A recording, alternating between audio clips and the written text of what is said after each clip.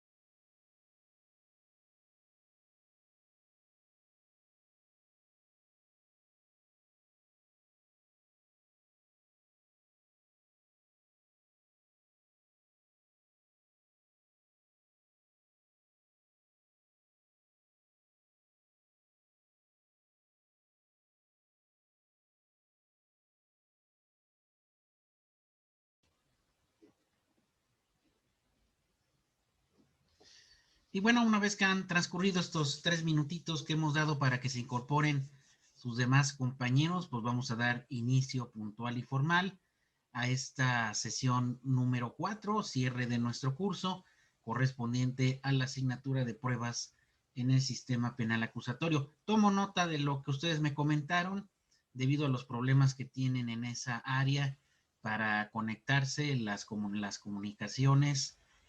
Al parecer está entrando pues un ciclón, un evento meteorológico. No se preocupen, ahorita yo les voy a explicar exactamente el contenido de nuestro último bloque y además también voy a hacer algunas pautas para que ustedes puedan resolver de manera correcta nuestro caso, nuestro análisis de caso, que es la actividad final, la actividad de la cuarta semana de actividades de nuestro curso. Recuerden que si tienen alguna pregunta, duda, comentario en relación con lo que comente en esta sesión, no hay ningún problema, me pueden contactar en lo que resta de la semana y bueno, también recordarles que si todavía tienen algún pendiente por subir en plataforma, lo hagan toda vez que yo el día viernes, a más tardar, les estaré enviando sus calificaciones y bueno, yo tengo otros compromisos, ya no voy a estar disponible posterior a esa fecha, Entonces, hagan lo posible por enviar las actividades pendientes, enviar la actividad final, que es en análisis de caso, que vamos a comentar el día de hoy, para que no haya, evitar retrasos y no haya inconvenientes en la entrega de sus calificaciones. Y bueno, el día de hoy, el tema que nos va a ocupar, pues es básicamente el tema de la audiencia de juicio oral, la etapa de juicio oral. De hecho, en la etapa de juicio oral es a donde se desahogan las pruebas. Acuérdense que es un momento toral, es un momento decisivo, definitorio, toda vez que las pruebas que se desahoguen en esa etapa serán las únicas válidas para que se pueda dictar sentencia, para que las analice el tribunal y pueda, en base a la sana crítica, la lógica, la experiencia, resolver la responsabilidad o bien la no responsabilidad de una persona que haya sido formalmente acusada por algún delito. Es quizá la parte en donde nosotros como abogados necesitamos pues tener la mayor praxis, el mayor de los cuidados, debido a que ahí es a donde vamos a desplegar las llamadas técnicas de litigación, que bueno, ustedes van a llevar un curso, no sé si ya lo llevaron o un poco más adelante, respecto a este tema de las técnicas de litigación y donde, bueno, vamos a ver que a la hora de desahogo de pruebas se puede objetar, se puede interrogar, se puede contrainterrogar, recontrainterrogar, etcétera. Hay una serie de mecanismos a través de lo cual se hace realidad la contradicción respecto de esas pruebas que se van a desahogar en esta etapa final, etapa conclusiva del proceso, como es la audiencia de juicio oral. ¿Alguna vez algún alumno, compañero de ustedes en otra universidad me comentaba, oiga, maestro, ¿cuál es la mejor manera de aprender en este sistema acusatorio? Bueno, la ventaja que tienen ustedes es que quizá no hayan tenido contacto, algunos sí, con el sistema anterior, con el sistema inquisitorio, y bueno, ahorita ya tengan quizá bien cimentado la parte teórica del procedimiento penal, la identificación de las etapas, los momentos procesales más importantes de esa etapa, que bueno, yo en mis cursos, yo lo que hago es anteponer el procedimiento inquisitorio y el acusatorio y ver que realmente las etapas son muy similares. Lo único que cambió es que ahora ya es una nuda audiencia oral y bajo la publicidad, la inmediación, la contradicción, la continuidad y la concentración. Obviamente esto cambia el paradigma que los abogados tenían respecto del procedimiento penal, los que llegamos a litigar por algún tiempo en el procedimiento anterior, que estábamos acostumbrados a la manera de llevar el proceso y que ahora obviamente cambia radicalmente, tiene ventajas, tiene desde luego desventajas, tiene algunas cuestiones operativas que no terminan de funcionar, tanto el sistema como el proceso, y bueno, como le he comentado, habrá que hacer los ajustes legales y operativos necesarios para que finalmente este procedimiento se consolide de verdad. Y bueno, yo creo que parte de esta consolidación es de los abogados, no de los operadores, porque los operadores, pues bien o mal, ellos se prepararon, fungen como jueces o ministerios públicos o policía, eh, pero nosotros como abogados somos los que damos la pauta, somos ese engrane que va a hacer que este procedimiento penal acusatorio finalmente a través del tiempo funcione, se engrase bien o bien no funcione, porque realmente el sistema anterior, pues bien o mal funcionaba y prueba de ello es que se aplicó aquí en México por más de 400 años, cerca de 400 años. Desafortunadamente ese engranaje de los abogados se fue viciando, se fue perdiendo lubricación y bueno, finalmente pues se tuvo que cambiar. Desafortunadamente el cambio obedeció más por una presión externa internacional, no por una decisión interna, no decisión de los juristas, y prueba de ello es que tuvimos que copiar, hacer un híbrido, el modelo norteamericano y el modelo sudamericano, juntarlo y crear este proceso, cuando pues nosotros podíamos haber creado un procedimiento penal propio aquí en México, pero bueno, más allá de eso, yo pienso que ajustarlo a nuestra realidad socioeconómica y que finalmente ustedes, que son los futuros litigantes, los litigantes ya, o si es que ya lo son, pues la mejor manera de aprender es viendo y escuchando la práctica diaria. A lo mejor ya sabemos el procedimiento, ya lo identificamos, ya sabemos las bases procesales, pero una cosa muy distinta es pues ya practicar, enfrentarse a una audiencia. Algunos hemos tenido más experiencia en las etapas previas, no tanto en la de juicio, porque muchos juicios, dependiendo de ellos, no se llega hasta esa instancia, pero sin duda la mejor manera pues es la práctica. De hecho, me sorprende que algunos abogados muy recientemente de aprobada la reforma digan que ya eran expertos, que ya daban capacitaciones. No, todos aprendimos sobre la marcha, un servidor aprendió sobre la marcha, aprendí incluso de mis propios alumnos, hicimos concursos, estudiamos casos, nos cuesta trabajo, pues sí, porque no tenemos las habilidades, o bien sí las tenemos, pero no las despertamos, no estamos tan pues están involucrados en la expresión oral, la argumentación verbal, todo lo hacíamos generalmente por escrito, como en las otras ramas procesales, y bueno, sí cuesta trabajo. Entonces, eso de que ya había alguien preparado no es cierto, salvo que alguien que viniera del extranjero, como así sucedió, había quienes ya litigaban en Estados Unidos y vinieron a dar capacitación aquí en México, aunque el procedimiento no es igual, es un procedimiento muy propio. Hubo quien vino de Sudamérica, de Perú, por ejemplo, Hesber, que fue mi maestro, excelente, excelente persona, excelente capacitador, ahora ya es juez. Él ya tenía experiencia en ese sistema en sudamericano y vino aquí a México, capacitó a jueces, capacitó a docentes, y es como fuimos aprendiendo, ¿no?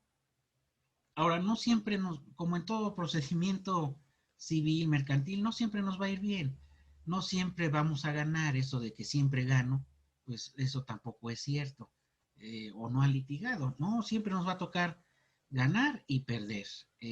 Hay que afrontarla por qué perdimos, a lo mejor no tuvimos los elementos necesarios para demostrar nuestra teoría, por qué ganamos. Incluso yo pienso que muchas victorias procesales se dan cuando llegamos a un convenio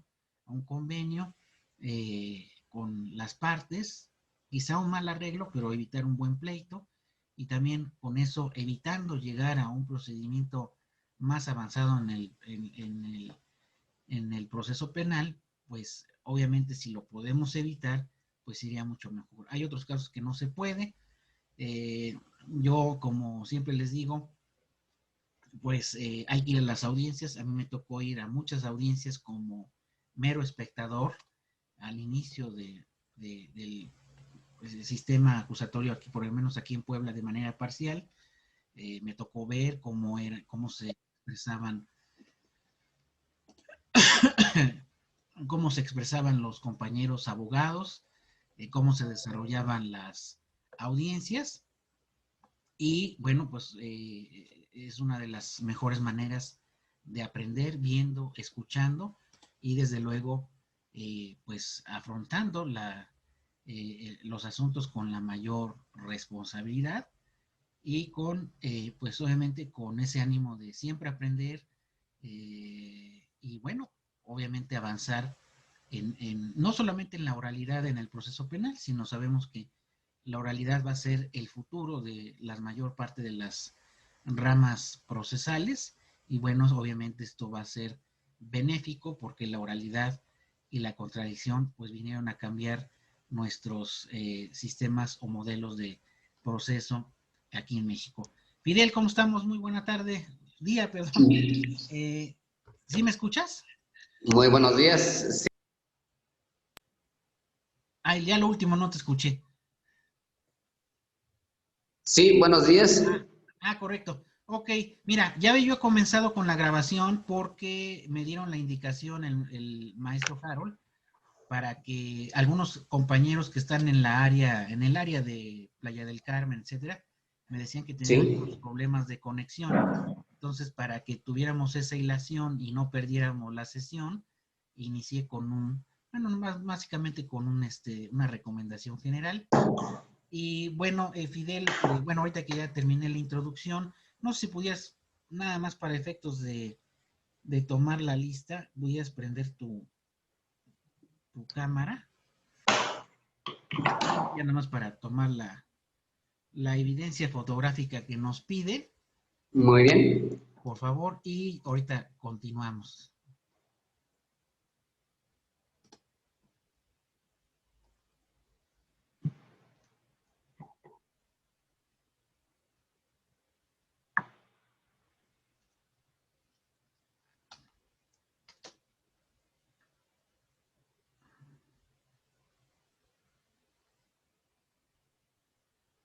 Bueno, ahorita en lo que te conectas, vamos a seguir. Les estaba yo dando una introducción realmente de la experiencia personal en el proceso penal acusatorio. Estaba yo comentando de que pues la mejor manera de aprender para los que sobre todo no han tenido contacto con el proceso anterior es viendo, escuchando, practicando. Es la mejor manera de aprender en este sistema. Nadie es experto, yo en lo particular aprendí sobre la marcha, aprendí de mis alumnos, podemos tener errores, podemos tener aciertos. Este sistema se va a consolidar, Fidel, en la medida que los abogados también pongan de su parte, porque el abogado es el engranaje, es que le da lubricación al proceso penal. Y bueno, si finalmente este sistema dentro de unos años, cuando se haga la evaluación, pues se llega al diagnóstico de que este sistema no está dando los resultados, pues se van a tener que hacer las modificaciones pertinentes, ¿no? Ahora bien, está yo comentando rápidamente de que el tema final, bueno, el tema de esta sesión de conclusión es el de la etapa de juicio. De hecho, nos vamos a centrar en el desahogo de las pruebas, que es a donde el tribunal va a decidir sobre la responsabilidad o no de la persona que haya sido acusada formalmente por X delito, no importa cuál.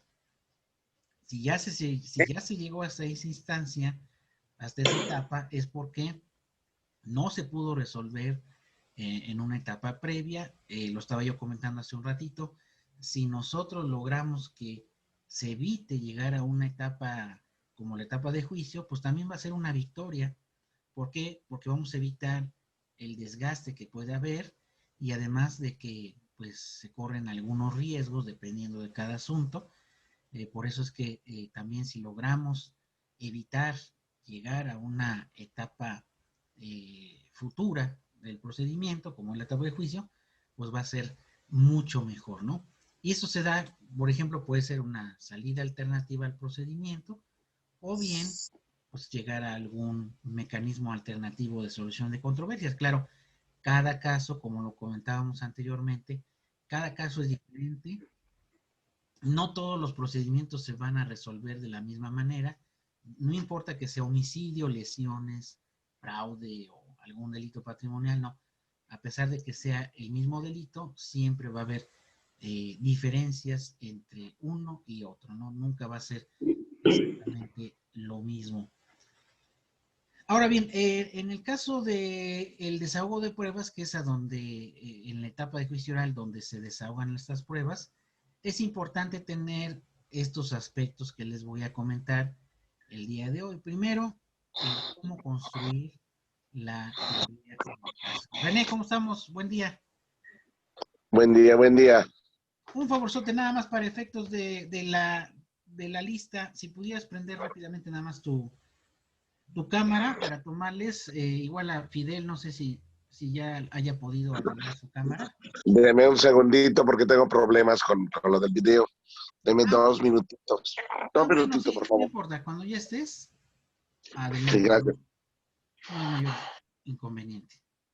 Ahora sí estamos viendo aquí a Fidel, nada más para efectos de enviar la evidencia. Y bueno, vamos a continuar. Gracias, Fidel, gracias y ya ahorita nada más que se conecte René. Ah, está apagado tu audio. Sí, gracias a usted por comentar de que no me había conectado. Ah, correcto, ok. Ahora bien, ¿qué nos dice? Les decía yo, ¿qué aspectos tenemos que considerar en esta última etapa, que es la etapa de juicio? Primero, la teoría del caso. Ahorita vamos a comentar porque en el caso que tenemos, en el análisis del contexto, podemos sacar varias teorías del caso de la defensa y una sola del Ministerio Público. Quizá a lo mejor dos, pero dependerá obviamente de cada quien. En este caso, de la Fiscalía y de la defensa, ¿no? También, ¿qué tenemos que tener en cuenta en este desahogo de pruebas? Bueno, que si vamos a interrogar a testigos, peritos, agentes policíacos, pues vamos a tener que conocer qué es el interrogatorio, qué es el contrainterrogatorio, qué son las objeciones dentro del interrogatorio, que bueno, el interrogatorio y el contrainterrogatorio se le llama examen y contraexamen en la etapa de investigación, lo que hace la policía, los alegatos finales y la audiencia como tal de juicio oral. Ah, gracias, René. Ya te tomamos la. Gracias, gracias. Lick, Entonces, discúlpeme y quería yo avisarle. Aquí por donde estamos se está yendo la luz y está regresando. Si de repente se llega ahí mi teléfono, no creo que pase, ¿no? Pero si pasa, quiero disculparme. sí, no hay cuidado.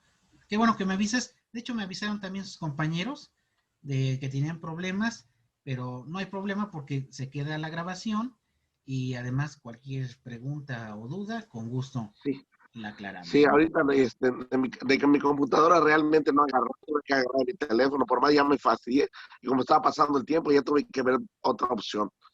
Ah, correcto. Sí, no te preocupes, René. Gracias, disculpe, aquí acá entra una tormenta tropical. Es lo que sí, es lo que me están comentando. Ahora bien, la etapa de juicio, según el Código de Procedimientos Penales, nos dice que pues es la etapa de decisión de las cuestiones esenciales del proceso. Ya habíamos comentado de que solamente las pruebas que se desahoguen en la etapa de juicio son las que pues van a servir como base al tribunal para condenar o para absolver, ¿no? Eh, Así de manera muy genérica, ¿no? Obviamente que en base a qué se va a hacer ese desahogo de pruebas, perdón, pues en base a la acusación formal que se haya aprobado, por llamarle así, en la audiencia intermedia y además va en base a las pruebas que se hayan admitido en esa etapa. Ya habíamos comentado incluso en la sesión pasada, a pregunta de su compañera, no me acuerdo si fue Jennifer o Carolina, de que el Tribunal de Juicio sí puede admitir algunas pruebas que no hayan sido admitidas en la etapa intermedia, pero con las salvedades del propio Código Nacional. Ahí no está muy claro, tendríamos que remitirnos a jurisprudencia, a interpretación del código que hayan hecho los tribunales colegiados, ¿no? Ahora bien, también es importante destacar que esta etapa de juicio, la etapa primordial del procedimiento, pues si ya en las etapas preliminares se hacen realidad los principios que rigen el procedimiento penal, pues en la etapa de juicio es exactamente igual. En el desahogo de las pruebas tiene que haber inmediación, publicidad, concentración, contradicción, igualdad y continuidad. ¿Por qué? Porque pues si es la base sobre la cual me van a condenar o me van a absolver, pues se tiene que tener mayor potencialización de estos principios, porque si no correríamos un grave riesgo, ¿no? Aquí en este esquema que les estoy presentando, que ya se los compartí en su carpeta de Zinc, a la cual ustedes pueden acceder, podemos ver este diagramita.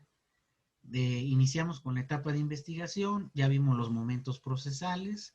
Bueno, en este caso vimos los actos de investigación, la etapa intermedia, acusación formal. Recuerden que la acusación es por escrito, aunque hay una audiencia intermedia. Hay dos fases, fase escrita, fase oral. Todavía hasta esa etapa se puede resolver a través de una salida alterna al procedimiento. Ahí nos tocó mencionar cuestiones de carácter probatorio en esta etapa. De hecho, el ejercicio que precisamente trató la actividad 3 es precisamente identificar si en el escrito de acusación modelo se cumplían con las formalidades del 335 que comentamos en la sesión pasada. Y luego ya aterrizamos, como aquí viene la flechita, aterrizamos con la etapa de juicio oral. ¿Cuáles son los momentos procesales más importantes de esta etapa de juicio oral? Bueno, antes quisiera yo comentar de que cuando el tribunal recibe el auto de apertura a juicio, que es donde culmina la etapa intermedia, se debe de establecer la fecha para la celebración de la audiencia de debate o audiencia de juicio oral. Procesalmente, aunque eso no en muchos casos se cumple, debe tener lugar no antes de 20 ni después de 60 días naturales a partir de la emisión del auto de apertura. Es una obligación que el propio Código Nacional establece obviamente, para que se desahogue esta audiencia de debate.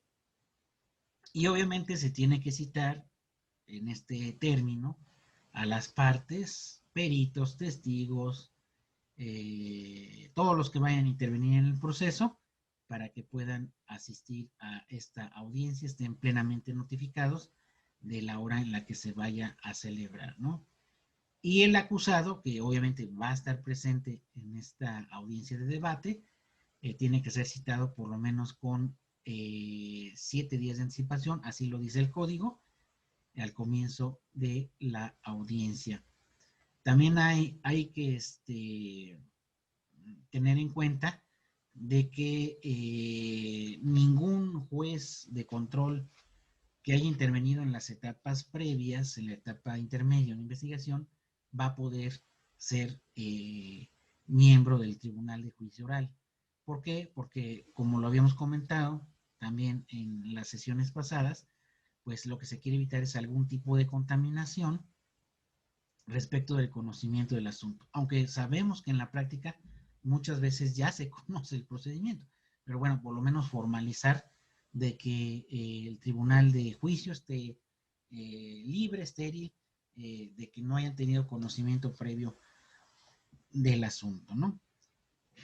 Ahora bien, en este esquemita que ya les compartí, ahí vienen los momentos procesales más importantes de esta etapa de juicio oral, y hoy te lo vamos a relacionar con el tema específicamente de las pruebas. Obviamente es un tribunal colegiado, tienen que ser 3 jueces los que estén presentes, la audiencia obviamente va a ser pública, salvo las excepciones que la propia ley indica, y recordemos que aquí se determina responsabilidad o no del acusado en el evento delictivo por el cual se haya formalizado la acusación. ¿Cómo inicia la etapa de juicio oral? Bueno, inicia con los alegatos de apertura. Siempre si ustedes se dan cuenta, en todas las etapas, en la inicial, la intermedia, en la de juicio oral, primero siempre inicia pues todo el momento procesal, la fiscalía. Entonces, el primero que toma la palabra en el alegato de apertura, pues es el representante de la fiscalía, el representante social, y posteriormente la defensa. Y ya, bueno, si está presente el asesor jurídico de la víctima, también va a poder presentar su alegato. Yo no he visto muchos alegatos de un asesor jurídico, pero nada impide que lo pueda hacer, ¿no? Obviamente se van a desahogar todos los medios de prueba que se hayan admitido en la etapa intermedia, y obviamente todo el material probatorio se va a poder contradecir, se va a poder objetar, por ejemplo, en el caso de los interrogatorios. Y una vez que concluye toda esta etapa del desahogo de pruebas, puede ser, dependiendo del caso, muy breve o muy amplio, ¿no? Inclusive tan amplio de que se puede diferir la audiencia. Pero bueno, eso va a depender de la complejidad del caso, ¿no? Posterior a esto viene el alegato de clausura. En este caso, recuerden que en el alegato de apertura, que ahorita vamos a ver un ejemplo, pues lo que se presenta es nuestra teoría del caso. Realmente es una presentación del mismo, qué va a suceder en el juicio, y se lo vamos a mostrar al tribunal, ¿no?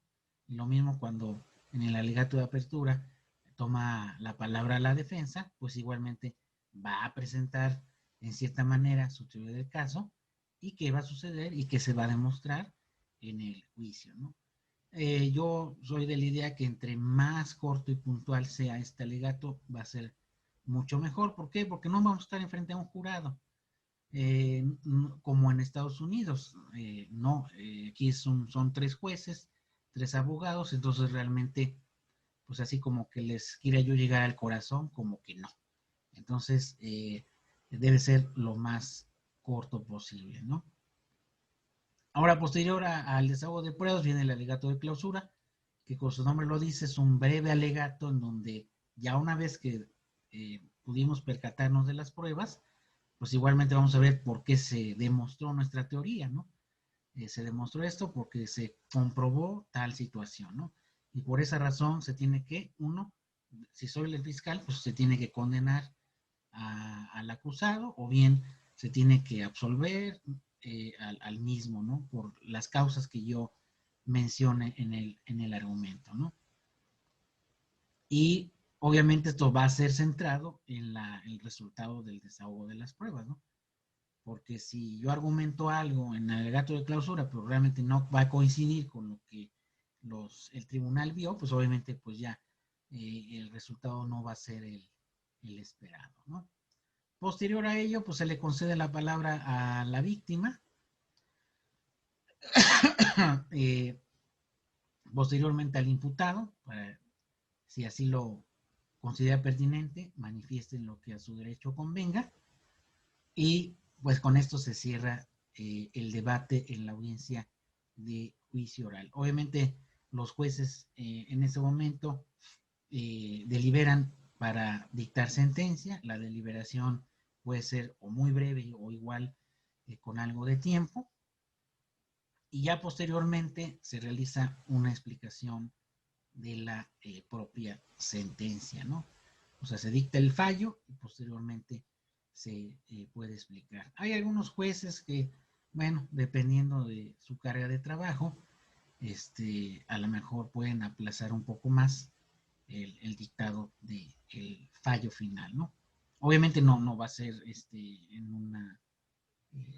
¿Hasta cuánto se puede ampliar? Pues realmente la ley no menciona nada, pero realmente tendría que ser dentro del mismo día en que se celebró la audiencia, ¿no? Porque no se puede aplazar Pero mucho tiene un más. límite específico de tanto tiempo. Pues obviamente en relación con el propio asunto, el propio Código Nacional nos menciona que después de las consideraciones previas en el debate como tal, de hecho, por ejemplo, aquí en el tema de la deliberación y fallo, perdón, pues una vez que se concluye el debate, no puede exceder 24 horas, que realmente es un día, ni suspenderse, salvo que el tribunal lo indique. A mí me ha tocado casos en que se suspende más allá de las 24 horas, pero bueno, ese es el término genérico, casi. Es por eso que le estaba yo diciendo, Lick. Es, bueno, yo sé que era motivo hasta de amparo. Sí, Me suspendieron una, nosotros ya esperábamos a nuestros clientes, por así decir, para el viernes. Y terminamos tarde, es verdad, terminamos a las 11 de la noche más o menos. Y, ¿cómo se llama? El juez lo para y nos dice, nos vemos el próximo martes. Sin justificación Oiga, alguna. le digo, no, no se está extendiendo demasiado el uso de la palabra, porque con miedo ya, para esta época los jueces te regañan por todo. Entonces, para que no te regañen, no se está extendiendo demasiado. Sí, licenciado, le digo, pero sí, son sábado y domingo, yo, no se elaboran aquí y el lunes es de inhábil. Hasta el martes nos vemos. Ya, ni hablar, ¿para qué la hago de tos? Sí, sí, sí, efectivamente. Y sobre todo porque se cruzó el fin de semana. Pero sí, desafortunadamente sí se llega a aplazar ese término que marca el código. Y como tú dices, pues no queda más que pues tolerar esas acciones que realmente no son las correctas, ¿no? Ahora bien, ese es un panorama general respecto de este. Le- Adelante, Fidel, sí, adelante. Entonces, no hay una fecha fija y los que tomarían, bueno, los que decidirían las fechas serían los jueces. No es que no haya fecha fija, el propio O código sea, más bien señala. los días o el aplazamiento. Sí, y en la práctica debe de ser inmediato. Ahora, esa Ujú, inmediatez, el propio código señala que puede ser hasta 24 horas, o sea, se aplace hasta un día. ujú, La única salvedad que menciona el código, eso no me ha tocado ver, pero menciona que cuando alguien de los miembros del tribunal por alguna causa grave no pudiera estar presente o no sé, no pudiera deliberar, menciona hasta 10 días en lo que se sustituye al que deba de intervenir. Pero realmente son casos que yo no he visto, son casos excepcionales. Lo que sí llega a suceder es lo que menciona René, de ujú, que pues se atraviesa el fin de semana, están esperando el fallo y se pospone hasta 2, 3 días. Obviamente ujú. no se está cumpliendo con lo que señala el Código Nacional, ¿no? Pero sí, el fallo debe de ser, y así se debe de exigir por parte de los litigantes, debe ser pues prácticamente inmediato. Ujú. Antes de las En esa 24. época de lo que me pasó, Lick, el coordinador de los jueces orales, en ese momento, no, el juicio, perdón, el juez de juicio, se encontraba de vacaciones y estaba en, ¿cómo se llama? Bueno, yo lo sé porque conocemos, ¿no? Entonces yo sé que estaba en Cuba el muchacho. Caray. Y entonces yo digo, ¿qué pasó? No, pues entre nosotros, ¿no? Dice, es que esta juez no tiene los tanates para decidir y va a esperar a su jefe que venga el martes para que le diga qué es lo que va a hacer. Ay, no. Sí, O, llega. o no, o no recibió su parte. Pues yo creo que sí.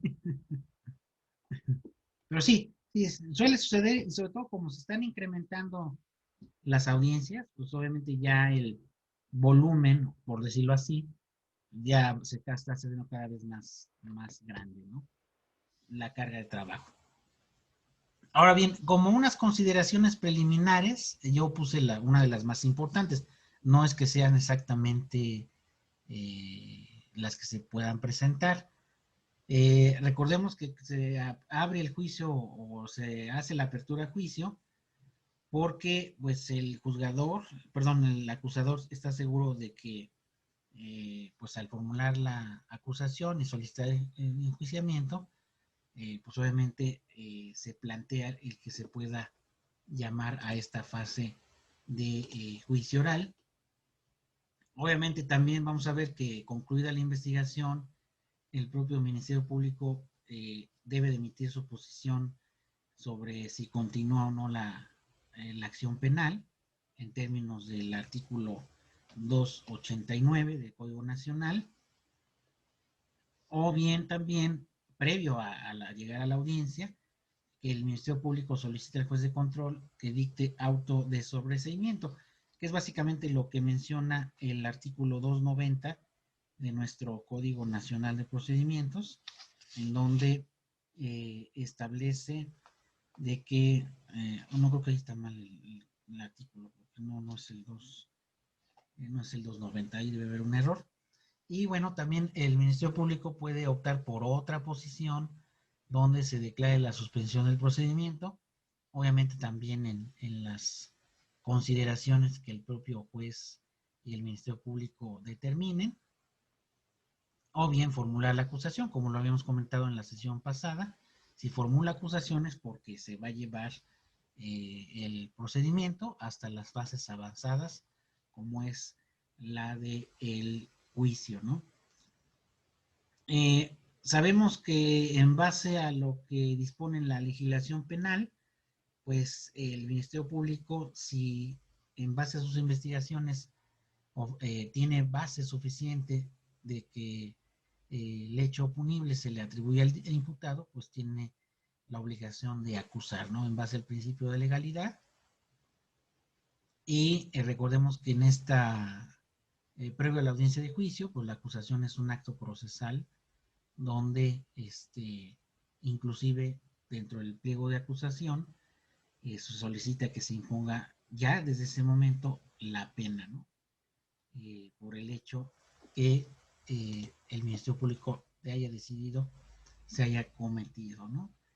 Por eso es que la etapa de juicio comprende, una vez que se terminó la etapa, concluyó la etapa intermedia del auto de apertura hasta la sentencia, que de hecho la sentencia se rige también, es todo un procedimiento, es todo el propio Código Nacional dedica un apartado especial sobre la sentencia, contenido de la sentencia, e incluso los medios impugnativos, y pues obviamente ahí sería cuestión de otro tema, el poder estudiar el núcleo de la sentencia y el núcleo de los medios de impugnación. Algo vamos a comentar al final, pero bueno, esto obviamente será materia de otra plática, ¿no? Ahora bien, habíamos comentado de que una vez que se termina el debate a través de los alegatos de clausura, pues se emite el fallo y este fallo es recurrible. De hecho, el recurso idóneo cuando se dicta la sentencia es el recurso de apelación, ¿no? De hecho, en el Código Nacional ahí menciona en qué casos procede este recurso y bajo qué circunstancias se va a sustanciar precisamente ese medio impugnativo, ¿no? Que es un medio, una cuestión de la teoría general del proceso, el hecho de que se puedan impugnar las resoluciones en cualquier tipo de procedimiento, ¿no? Ahora bien. Pero en caso de juicio solo es la sentencia. ¿Perdón? En caso de juicio solo es la sentencia. Ah, sí, en caso de juicio sí, solamente la sentencia. Claro, hay otras hipótesis de procedencia respecto del recurso de apelación, ¿no? Ahora bien, vamos a ver una capsulita muy sencilla respecto de este tema de la audiencia de juicio y vamos a entrar de lleno a nuestro caso. Deme unos minutitos. Lex, si le podías subir un poquito el volumen. Sí, cómo no. Ahorita le subo.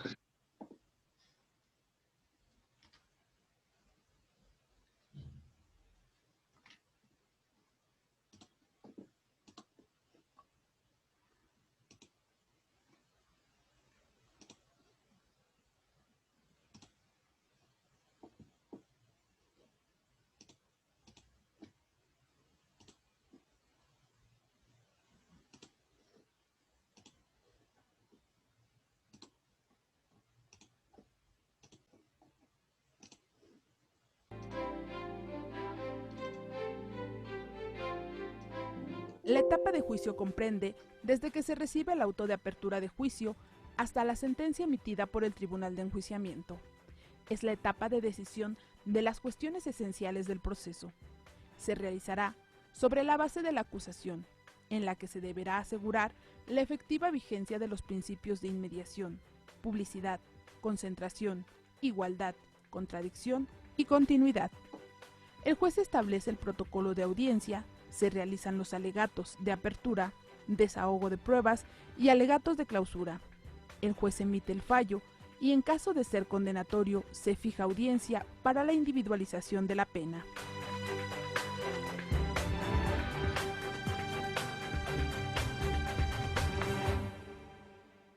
Bueno, pues les recuerdo que estamos en redes sociales totalmente en vivo para que cualquier duda, por favor, aprovechemos aquí a nuestro invitado. Recuerden que estamos en Facebook y en Twitter, en Facebook en Hablando Derecho y en Twitter en @habla_derecho para que cualquier duda pueda ser resuelta por nuestro experto. Pues bueno, hemos visto ya tenemos cuántos años ya con este nuevo sistema el nuevo sistema de justicia penal.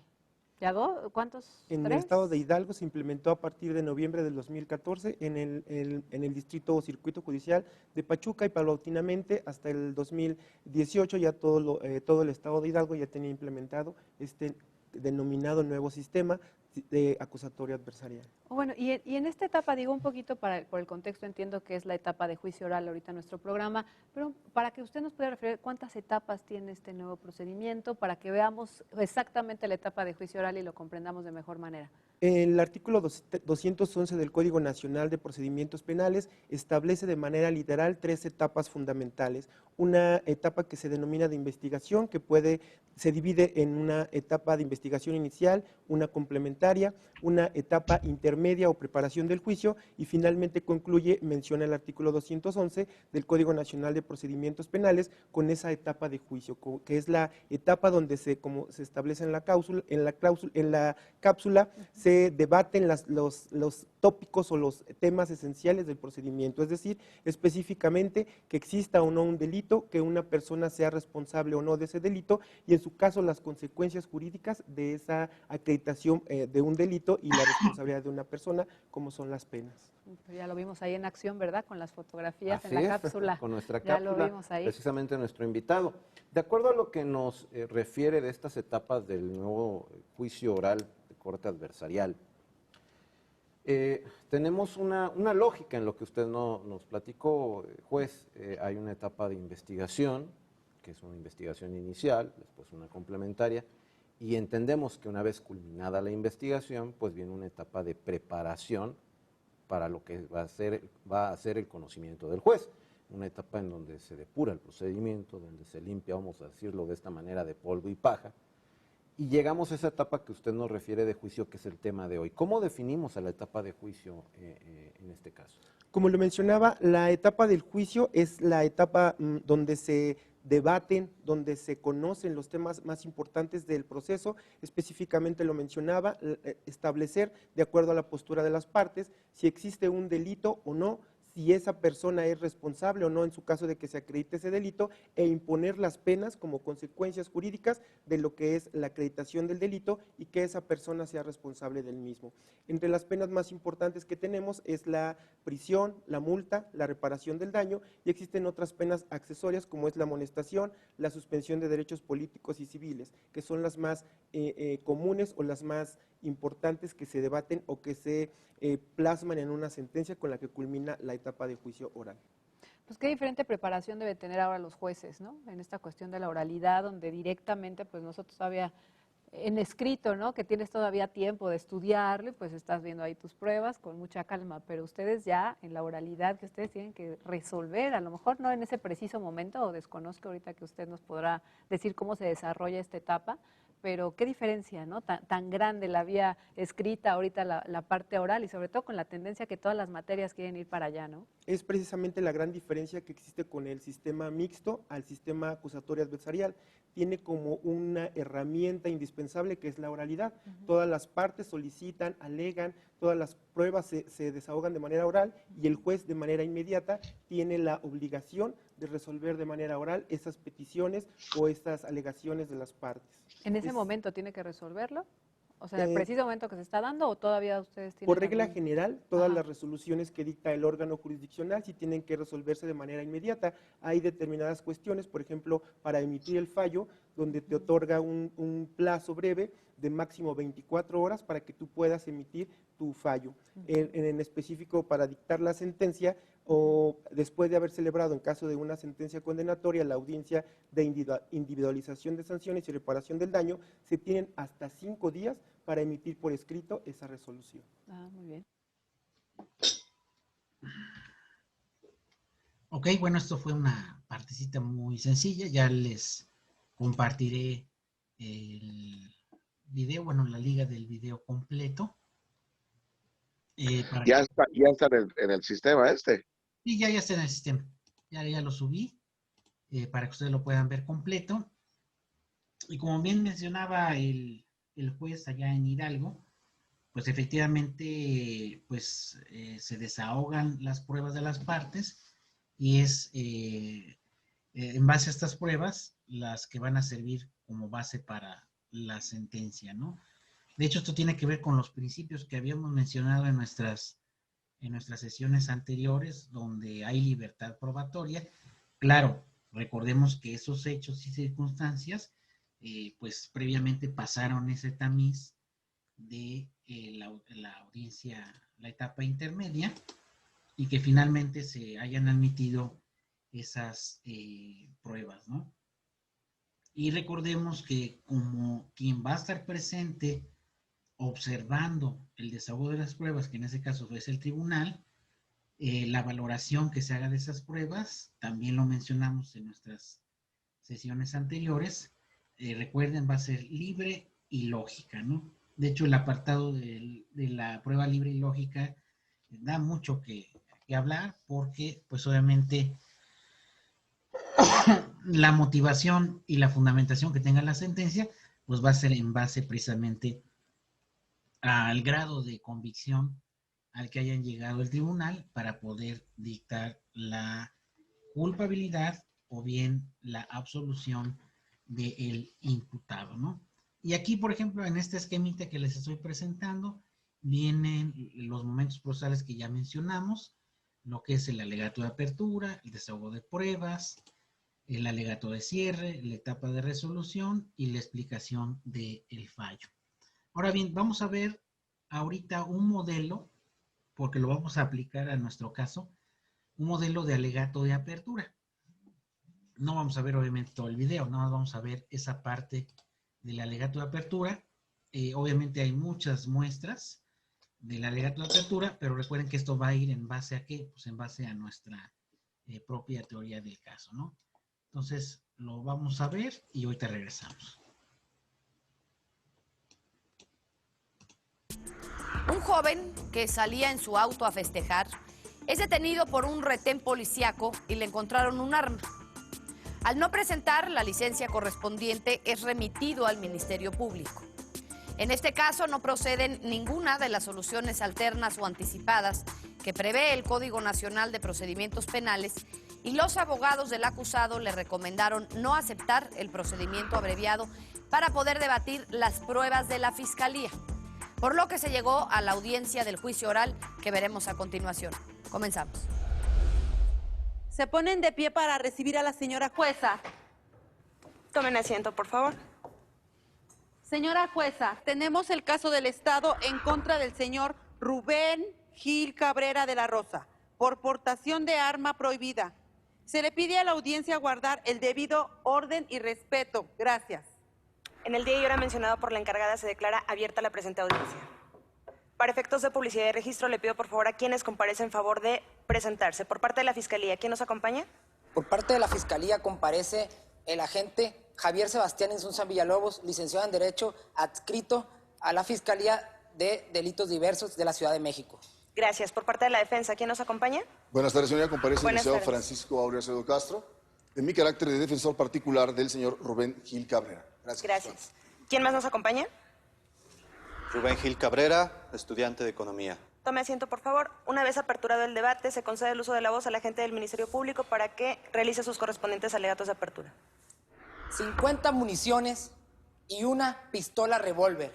Eso fue lo que le incautó la policía al señor Rubén Gil Cabrera. Ante este tribunal vendrá la agente de la Policía Auxiliar de la Ciudad de México, Perla Burgos Herrera, quien nos mencionará que efectivamente ese día, 15 de septiembre del 2016, ella se encontraba en un puesto de revisión, que ella encontró una pistola tipo revólver y 50 municiones. Ante este tribunal se presentará la perito especializada en balística. Ella nos hablará del tipo de arma que le encontraron al joven. Vendrá el agente de la Policía Auxiliar, Javier Leal. Él nos comentará que efectivamente él se encontraba en ese retén y que el señor Rubén fue remitido hacia la agencia del Ministerio Público. En la presente audiencia probará, más allá de toda duda razonable, la responsabilidad penal por el ilícito de portación ilegal de arma de fuego, y en su momento procesal oportuno se pedirá la condena para el joven Rubén Gil Cabrera. Es todo, su señoría. Gracias, fiscal, por parte de la defensa. Con su permiso. Bueno, pues contrario a lo que dice la representación social, se esclarecerán los hechos. Va a quedar esclarecido que se trata de lo que conocemos vulgarmente como sembrar un arma, derivado precisamente de una extorsión a la cual mi cliente no dio lugar ni consintió. Quedará esclarecido que no se va a romper la presunción de inocencia, porque sí existirá la duda razonable a favor de mi representado. Gracias. Es cuanto, señor. Ahora bien, como ustedes se pudieron dar cuenta, fueron estos alegatos muy concisos, muy precisos respecto de lo que cada parte quiere que se dé dentro del proceso. De hecho, en el caso de la Fiscalía, como ustedes se pudieron percatar, lo que está haciendo es anunciar las pruebas que le van a servir para condenar, en este caso, al acusado.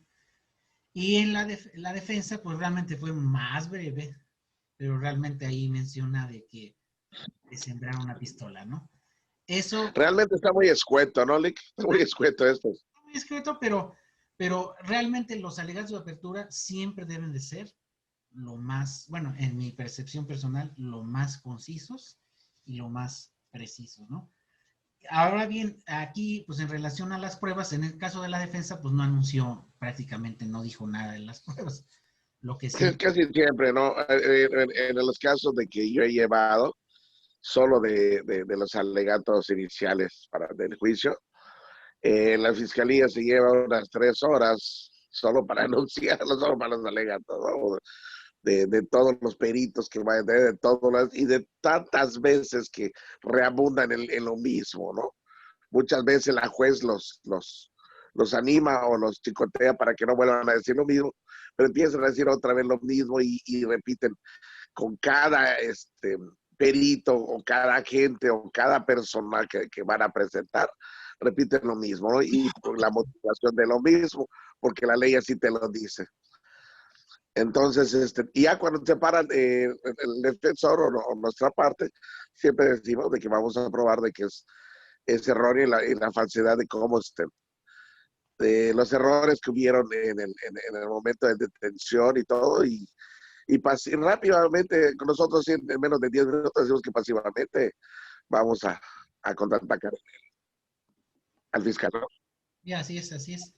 Y de hecho, como tú dices, la fiscalía pues suele hacer eso, como redundar, ¿no? En la base de los mismos hechos, ¿no? Ahora bien, ¿cómo se estructura el alegato de apertura? Bueno, presentación del tema, presentación de los hechos, la relación de la prueba importante, el fundamento jurídico y la conclusión, ¿no? Obviamente, esta estructura es la que se suele utilizar para los ejercicios académicos de un alegato de apertura. Esto lo podemos obviamente simular en base al caso que tenemos en estudio. Déjenme ver por aquí, aquí está. Y donde, pues obviamente, dentro de este contexto del caso, de ahí nosotros podemos armar inicialmente, construir nuestra teoría del caso, ¿no? De hecho, podemos construir muchos casos, pero en base a eso se pueden simular todas las etapas del procedimiento, desde la etapa inicial hasta la etapa del juicio, ¿no? Aquí en el caso que ustedes analizaron durante la semana, menciona, rápidamente lo voy a leer para que nosotros podamos situarnos en base a este contexto. Dice, el 15 de enero de 2014, aproximadamente las 21:30, era de noche, José Méndez Díaz se estacionó dentro de la gasolinera ubicada en la 16 de septiembre, 59 Poniente, Colonia El Cerrito, aquí en Puebla, en compañía de Eric Huerta y Margarita Pérez, dos de los amigos de este señor. Los dos primeros se pudieron ingerir cervezas en el lugar y con el vehículo que conducían encendieron la radio y escuchaban la música con volumen alto. Momentos después, un vigilante del lugar, de nombre Francisco Gómez Velázquez, le dijo a José Méndez Díaz de manera prepotente que bajara el volumen y que dejaran de tomar cervezas en la gasolinera, pues eso estaba prohibido. Los sujetos obedecieron, pero aproximadamente 10 minutos después, el vigilante de nuevo se acercó al lugar donde se encontraban estos sujetos y los comenzó a insultar injustificadamente. E inició una discusión, apuntó el arma contra del señor José Méndez Díaz y sin razón justificada le efectuó un disparo que impactó en el muslo derecho con una dirección de derecha a izquierda, provocando herida de vaso femoral y arteria, por lo que el ofendido fue trasladado al Hospital de Traumatología y Ortopedia, donde falleció horas después. El vigilante fue capturado por agentes de la Policía Municipal 4 calles después, a quien le encontraron el arma involucrada, siendo, bueno, más dicho, fue reconocido por uno de los acompañantes del hoyo Oxiso, y en ese acto procedieron a la lectura de sus derechos y explicarle los motivos de su detención. Ahora bien, nada más así como un mero ejercicio, Fidel, aquí si tomáramos si tú tomaras la posición del Ministerio Público, de la Fiscalía, bajo la base de qué delito acusarías en este caso al vigilante, que es el que accionó el arma. ¿Cuál sería tu acusación formal? ¿Por qué delito así de inicio lo construirías tu teoría del caso? Ay, no se oye, Fidel, está Primero sería por acusar por el delito de homicidio, ¿no? Exactamente, homicidio. Segundo, por la portación de arma. O no sé si tenga, verificar que esté bien, que tenga licencia la persona. Porque es...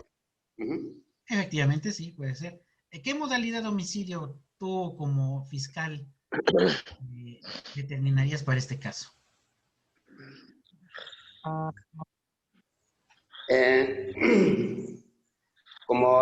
Bueno, sería homicidio doloso. Ah, ok. De hecho, ahí ya estás tú construyendo una primera teoría del caso, ¿no? El Ministerio Público toma los datos en ese caso, de la esposa de la víctima, del amigo que se encontraba en el lugar. De hecho, son los dos testigos presenciales del hecho. No sabemos si hay cámara, pudiera ser que haya cámara, pero en base a ello, ellos transmiten la información a la policía lo transmite al Ministerio Público. Obviamente sabemos que el homicidio es un delito que se persigue de manera oficiosa, no hay necesidad incluso de que la esposa lo denuncie. Claro, obviamente va a tener que comparecer al Ministerio Público el señor Eric, la esposa Margarita, van a tener que declarar sobre los hechos y en base a ello, a otros elementos de prueba, que en este caso, recordemos que si encontraron el arma involucrada, pues la tienen que embalar, la policía la tiene que resguardar con base a la cadena de custodia, y en este caso, la prueba material, no sabemos si hay casquillos percutidos, no sabemos alguna otra situación, pero como bien comentas, Fidel, el Ministerio Público, en base a estos elementos, ya tendría posibilidad de plantear su propia teoría del caso. Ahora vámonos al otro lado, al lado de la defensa. René, ¿cuántas teorías podrías argumentar aquí en este caso? La legítima defensa, para empezar, la mayoría de estas guardias de seguridad Las que son de alta seguridad tienen permiso de portación de arma. La portación de arma es únicamente y exclusivamente para asegurar el lugar. Yo, legítima defensa sería lo primero que pondría, ¿no? Porque pues ellos se encontraban en ¿cómo se llama? Añadía, ¿cómo se llama? En allanamiento de morada, por así decir, se encontraron en un local de propiedad privada y el acercarse, ¿cómo se llama? El vigilante a resguardar el lugar para lo que fue contratado, pues recibió, en el principio no, pero en la segunda vez sí recibió agresiones y para tratar de cuidar su vida y y su integridad, no le dispara al corazón, le disparan al muslo, por lo cual se puede comprobar de que no quiso provocarle la muerte ni un daño mayor, puesto que el muslo no es un lugar propicio para donde te pueden disparar para la muerte. Es así que porque los policías muchas veces se les da cursos para que cuando disparen y quieren apaciguar a alguien o quieren acabar con el momento, se les disparen en el muslo, por así decirlo. Y es por eso que no puede ser un homicidio doloso. No hubo la premeditación ni la policía ni la ventaja, sí. Pero esto es porque él, por su medio de trabajo, tiene que utilizar el arma que no es de su propiedad, sino que la misma empresa contratadora se la da. Pues yo pondría que es legítima defensa. Ok, gracias, René. Sí, podríamos hasta tener una tercera vía, a lo mejor discutieron, se jalonearon y se disparó accidentalmente el arma, ¿no? También puede ser, ¿no? Ahí sería otra teoría que se podría construir. A lo mejor vio el arma, se asustó, le quiso quitar el arma, forcejearon y se disparó, ¿no? Entonces, efectivamente, aquí, bueno, obviamente necesitaríamos un análisis más pormenorizado, pero las dos teorías que me indican son correctas y válidas, ¿no? Ahora, otra pregunta, Fidel. En base a este contexto del caso, ¿qué pruebas tú tendrías de inicio, de primera intención, como fiscal, para poder acusar a Francisco Gómez Velázquez de estos hechos?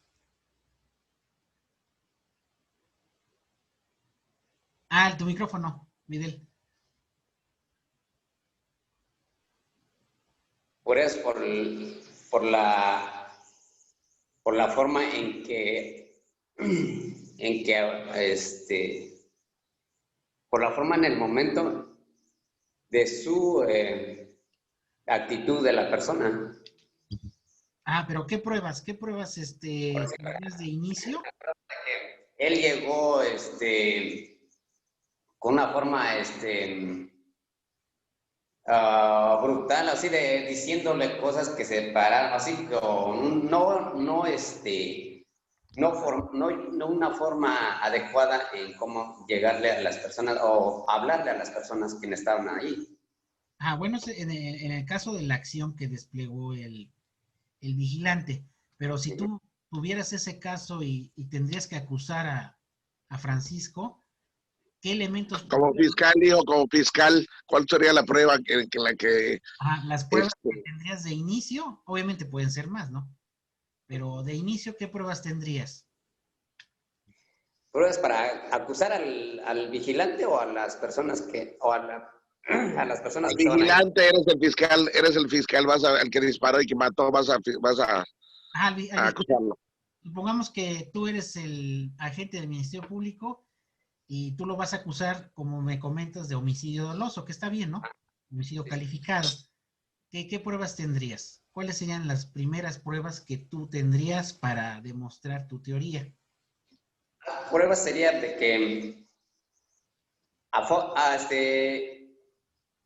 actuó en una forma inadecuada. ¿Por qué? Porque hubiera tenido otra solución en lugar de usar el arma. Bueno. Fidel, pruebas, los datos de prueba que luego son expedios, ya son pruebas aquí. ¿Cuáles son las pruebas que exhibirías? Del embalaje, del arma. El arma. Así es, ese tipo de pruebas, los peritajes, esas cosas. Por decir, prueba sería pues, de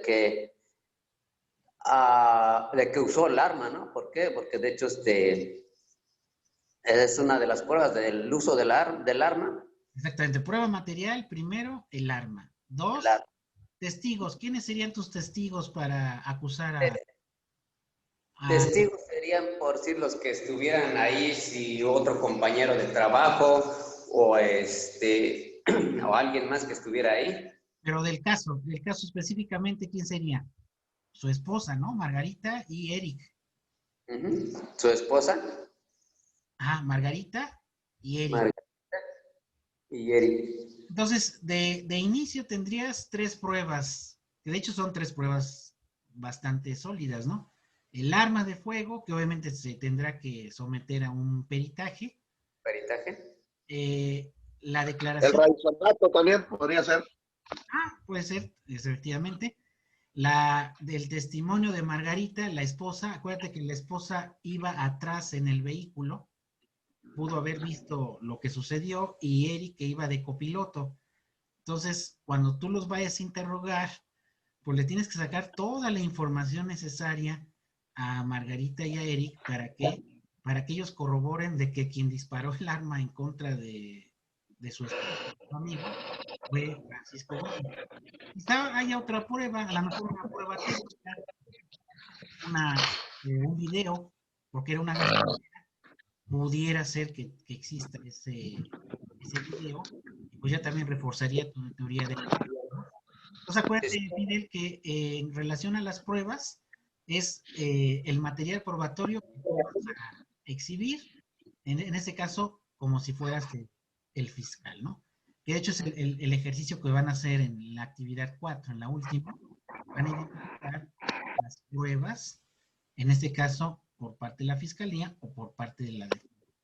Ahora, René, en este caso, si tú fueras la defensa, ¿qué pruebas aportarías para demostrar tu teoría del caso que fue legítima defensa? Sí, para empezar, Lick, se está entrecortando su voz de ustedes, se escucha entrecortar, no sé si es mi teléfono, pero se escucha poquito a poquito, sí lo alcancé a entender. Para empezar, por lo que usted había dicho, pues para saber quién disparó, a lo mejor se disparó en un forcejeo, pues el raizonato sería magnífico porque pues ahí sabría de la mano de quién se... mismo chico que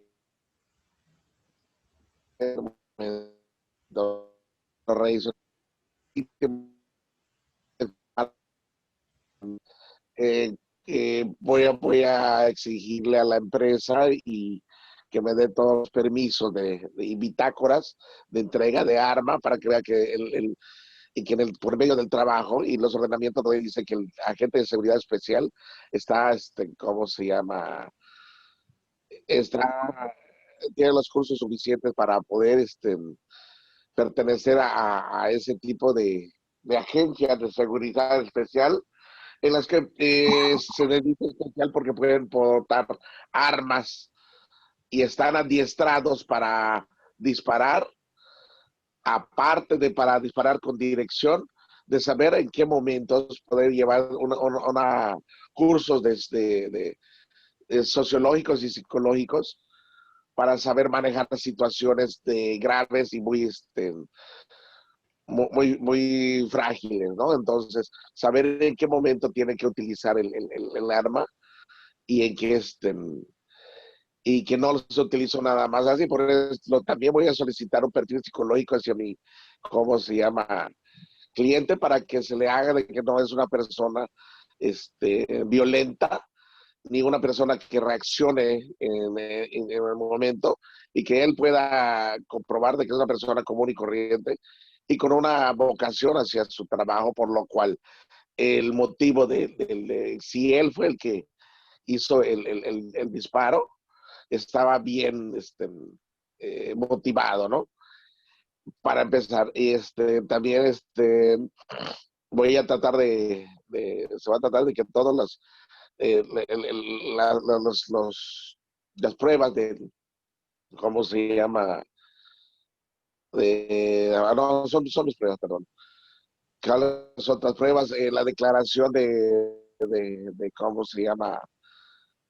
Utilizaré también la declaración de Margarita para que ¿cómo se llama? Para que en las repreguntas lograran algún tipo de contradicción hacia lo mío, ¿no? También las videocámaras, es una gasolinera, lo más seguro es que tengan videocámaras en el cual puede reflejarse a mi favor cómo es que sucedieron las cosas, siempre y cuando estas videocámaras pues me apoyen, ¿no? Si no es alguien, pero para que las ofrezco, ¿no? Básicamente. Ok, sí, gracias, René. Y de hecho hay un perito de ¿cómo se llama? De lesiones que en su momento, cuando entró él detenido a la fiscalía, pues le tomaron algunas peritajes del doctor legista por las lesiones que él tenía, ¿no? Aparte por la integridad física de entrada, sino por el peritaje de lesiones, porque venía golpeado. Entonces, con esos golpes puedo también tratar de acreditar de que hubo una pelea, ¿no? Un forcejeo, para no solo acreditar la legítima defensa, sino tratar de también llegar al juez de que, pues a lo mejor, en esa legítima defensa, pues puede ser como dijeran, una muerte en riña, ¿no? Efectivamente, puede ser homicidio en riña o homicidio imprudencial, ¿no? Ahora bien, gracias, René y Fidel. Ahora bien, precisamente uno de los elementos esenciales de prueba que en este caso en específico existen es la declaración de los dos testigos presenciales. Puede haber otros, sí, inclusive el gerente de la gasolinera, si hubo alguna otra persona cerca del lugar. Y aquí es a donde se daría una técnica para el desahogo de esta prueba, en este caso, la prueba testimonial ofrecida por la fiscalía, en donde se va a dar un interrogatorio y un contrainterrogatorio. Vamos a ver que obviamente no nos va a dar tiempo por obviedad, pero me gustaría centrarme en esta parte del interrogatorio. Vamos a ver que para demostrar los extremos de nuestra teoría del caso, de nuestra presunción, pues necesitamos extraer la mayor cantidad de datos, de información, en ese caso de los testigos presenciales. Recordemos que si estos dos testigos se admiten en la etapa intermedia, que no tendrían por qué negarse la admisión de este tipo de prueba, el Ministerio Público sería quien interrogaría a esas dos personas y en el caso de la defensa contrainterrogaría igualmente a estos dos testigos. De hecho, la mecánica del interrogatorio no es que sea sencilla, sino inicialmente, siempre recuerden, se debe de acreditar al testigo y posteriormente preguntar en relación de los hechos. Este ejercicio de la acreditación y de los hechos, yo ya se los puse aquí en la lámina, ustedes lo van a poder revisar con detenimiento en el transcurso de la semana, y en donde específicamente se le va a preguntar en relación a estos hechos, me podrá decir qué sucedió tal día, y ya recuerden que el testigo es el que de inicio va a decir, ok, me encontraba con la señora Margarita, fuimos a festejar el cumpleaños de Francisco, nos estacionamos en el lugar, efectivamente, porque aquí hay un elemento, como dice a favor de René, no sabemos si estaban en un estado inconveniente las 3 personas que se encontraban en el lugar, Margarita, Eric, el propio, la propia víctima. Eso es algo que también tendríamos que tomar en cuenta, ¿no? Entonces, recuerden que siempre que se presente un caso hay que ver todas las posibilidades, todo el contexto, porque eso nos va a servir. Recordemos que ya los abogados vamos a ser investigadores. Incluso vamos a tener que acudir al lugar, ver las distancias, ver, por ejemplo, si de noche se ve a cierta distancia. Otra cosa que no hablamos en ningún momento, de que la gente de seguridad estaba en sus labores y la persona que falleció no estaba en sus 5 sentidos, estaba en estado de ebriedad, por lo cual no tenía la capacidad de manejar sus cuerpos, ¿no? Efectivamente, no sabemos si tenía grado de alcohol, si a lo mejor ya el Eric pues estaba en estado inconveniente, etcétera, ¿no? Entonces, en el juicio oral, recordemos, siempre implica, tanto para quien acusa como para quien defiende, pues el diseño primeramente de una teoría del caso, recordemos, verosímil, fundamentada en pruebas, obviamente en el contexto de lo que dice el Código Nacional, porque nosotros vamos a explicar, cada parte debe explicar qué pasó, cómo ocurrieron los hechos, la participación del imputado en ellos y convencer al tribunal que nuestra versión es la verdadera, ¿no? Obviamente, recordemos que como lo vimos en las sesiones pasadas, con las pruebas nos acercamos a la verdad, pero no necesariamente a lo que exactamente ocurrió, sino nos acercamos a una verdad, formal, no tanto a la verdad real, ¿no? Entonces, este juego del desahogo de las pruebas, las objeciones, etcétera, pues sin duda es una parte importante de las técnicas de litigación. Como el tiempo se nos viene literalmente encima, yo les pediría que leyeran esta parte que les adjunté en la presentación respecto a objetivos del interrogatorio, examen a testigos, las estrategias en el contrainterrogatorio, para que ustedes puedan, en base a este ejercicio, poder hacer nuestra actividad final. Y ya nada más aprovechando su... ¿Cuál es la actividad final, Lick? La actividad final es, en base al caso, relacionar todas las pruebas, nuestra teoría del caso y las pruebas que se van a, las que se van a desahogar en la audiencia de juicio tomando este caso, ¿no? ¿Ya puedes entrar a la plataforma? Ya. Ya. ¿Ya? Ah, bueno. Si no, para que te enviara yo el ejercicio, pero ahí viene en las instrucciones. Y vamos a ver precisamente un ejercicio para concluir el ejercicio, obviamente aproximado, de cómo se desahogarían las pruebas en cualquier caso, pero vamos a suponer que lo podremos hacer en nuestro contexto en nuestro caso para la actividad final.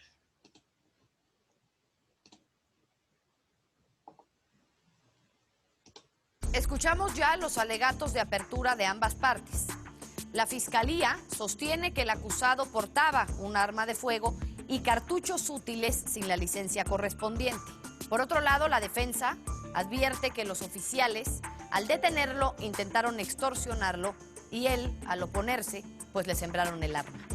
Vamos a continuación con las pruebas. Fiscal, ¿con qué testigo iniciamos? Sí, por favor, llame a la agente de proximidad, Perla Burgos Herrera. Únicamente le pido, por favor, que si usted escucha en el trayecto del interrogatorio la palabra objeción, no conteste hasta que yo se lo indique. ¿Le queda claro? Sí, su señoría. Fiscal, su testigo. Señorita, ¿cuál es su nombre completo? Perla Burgos Herrera. ¿Cuánto tiempo tiene siendo oficial de policía? 4 años. Platícanos por qué te encuentras el día de hoy en esta sala de juicio oral. Porque el día 15 de septiembre me encontraba inspeccionando vehículos que me canalizaban y detuvimos a un vehículo. ¿Quién venía conduciendo este vehículo que detuvieron? El ciudadano Rubén Gil Cabrera. ¿Qué pasa una vez que revisa el vehículo de esta persona? Nosotros encontramos un arma de fuego y municiones, por lo que procedimos a hacer el protocolo debido y a enviarlo a la agencia del Ministerio Público. ¿Cómo era esta arma de fuego? Era un revólver calibre 38, cacha de madera, negro, con un tambor de 6 tiros. ¿Qué hace usted una vez que encuentra esta pistola dentro del vehículo? Nos regimos por el protocolo, es decir, le leemos sus derechos, le pedimos su identificación y posteriormente realizamos la debida cadena de custodia. Si yo le muestro el arma que me acaba de referir, ¿usted sería capaz de reconocerla? Sí, así es. Su señoría, introduciré el arma de que acaba de hacer mención la testigo para su debido reconocimiento en juicio oral. Bien, le pido nada más, abogado, que proceda con las técnicas de litigación correspondientes y la ponga a la vista de la defensa. Gracias. ¿Alguna manifestación, defensor? Ninguna. Proceda con su ejercicio. ¿Qué es lo que acabo de poner en su mesa en este momento? El arma del señor Rubén Gil Cabrera, que recogimos el 15 de septiembre. ¿Por qué reconoce usted esta arma? Porque yo fui quien puso los datos y está mi firma. Sería todo por cuestión del arma. Su señoría, solicito que debidamente incorporada el arma de fuego. Se tiene por incorporado. ¿Cuántas municiones encuentra usted en el vehículo del señor Cabrera? Fueron 50 municiones. Si yo le muestro estas municiones en esta sala de juicio oral, ¿usted sería capaz de reconocerlas, señor oficial? Claro que sí. Procede a introducir las municiones, su señoría, previo traslado a la defensa. Adelante. Permiso. ¿Qué es lo que acabo de poner en su mesa? Las municiones encontradas junto al arma calibre 38 el día 15 de septiembre en el carro del señor Rubén Gil. ¿En dónde encontró dichas municiones? En la misma mochila que estaba la pistola en el coche del señor Rubén Gil. Su señoría, solicito que queden debidamente incorporadas las municiones marcadas con la letra B en el auto de apertura juicio oral, ahora como la prueba material número 2. Se tienen por incorporadas. Sería todo por mi parte, señor juez. Gracias, fiscal. Defensa, ¿desea usted contrainterrogar a la testigo? Sí, por favor. Adelante. Gracias. Oficial, buenas tardes. Buenas tardes. Cuando a usted le ponen el vehículo, ya no se encontraba arriba del mismo el conductor, ¿verdad? Se encontraba arriba del... Entonces, ¿usted revisó el vehículo con el conductor arriba del vehículo? Sí, lo miramos y desde ahí vimos que tenía una mochila en el asiento del copiloto. Esa mochila estaba entreabierta y desde ahí se veía el arma de fuego. ¿Usted no investigó si el arma, la que fue localizada, tenía permiso para ser portada? Tampoco lo investigó, ¿verdad? No. Gracias. ¿Es cuánto, señor González? Fiscal, toda vez que su testigo la libera. Sí, queda liberado el testigo. Gracias. Gracias, su señoría.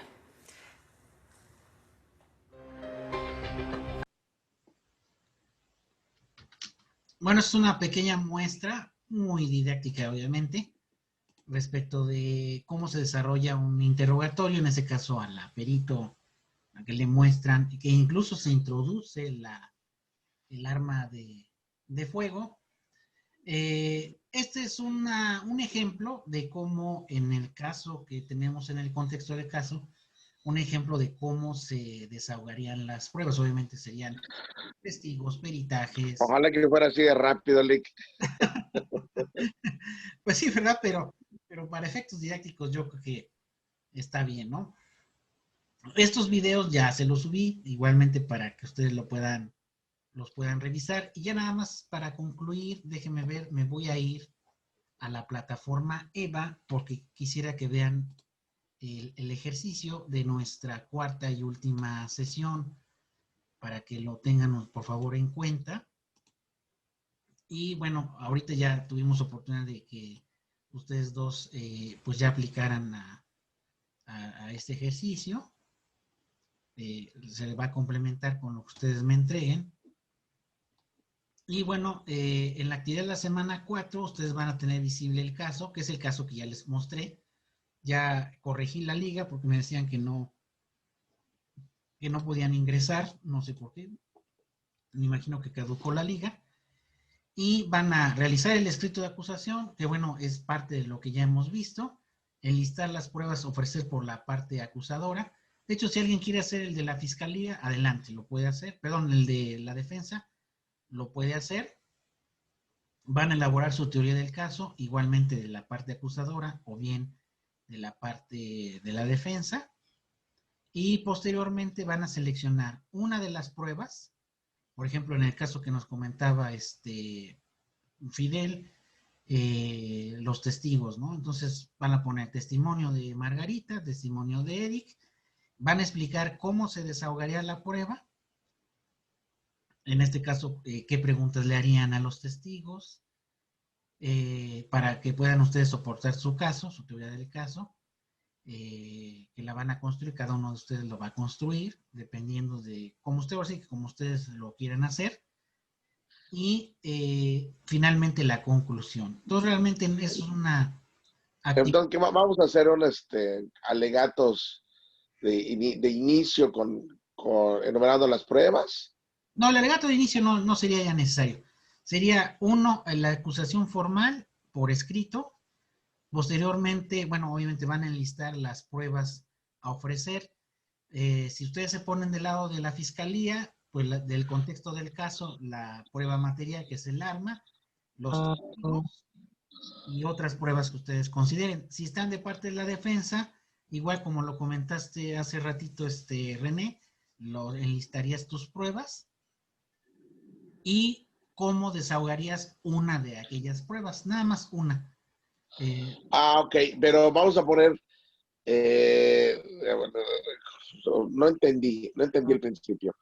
¿Qué pruebas estamos diciendo? ¿Estamos diciendo de juicio, medios o datos? Serían las pruebas ya, en forma, ¿no? Okay. Por ejemplo, muy bien. testimonios, peritajes, la prueba técnica, un video, el video de la gasolinera, obviamente tomando como base el caso que ahorita les presenté. De hecho, el caso ustedes ya lo tienen visible en su plataforma, en la liga, en la liga que les envié, ¿no? Entonces, sería su actividad final. Recuerden que yo a más tardar el viernes ya estaría yo entregando sus reporte de calificaciones. Yo, de hecho, ya saqué un reporte preliminar. Ya nada más lo complementaría con el caso de la actividad número 4, ¿no? Entonces, para que ustedes, por favor, lo tomen en cuenta. Y pues ahora sí que sabemos que pues estos temas son muy amplios, no se pueden agotar en pocas sesiones, pero para mí fue realmente un gusto compartir un poquito de mi experiencia personal y docente, y pues agradecerles su proactividad, agradecerles su participación en este curso, y bueno, quedo abierto obviamente a cualquier comentario, pregunta, duda, inquietud que tengan respecto de estos temas. Adelante, quedo a sus apreciables órdenes. Lick, entonces le podemos marcar cualquier cosa, ¿no? Cualquier duda. ¿Cómo no? Sí, desde luego. Y Te agradezco inmensamente. René, Fidel, agradeciéndole su participación, igualmente a los compañeros que seguramente están viendo la grabación en estos momentos, pues igualmente, si tuvieran alguna pregunta, pues con gusto la podemos aclarar. Muchas gracias, que tengan un excelente fin de semana. Bueno, no tan excelente porque me dicen que va a estar duro este fin de semana, Lick. Están en pleno huracán, pero esperemos que no pase a mayores. Lick, una pregunta. Adelante. Yo le envié mi trabajo, no sé si ya lo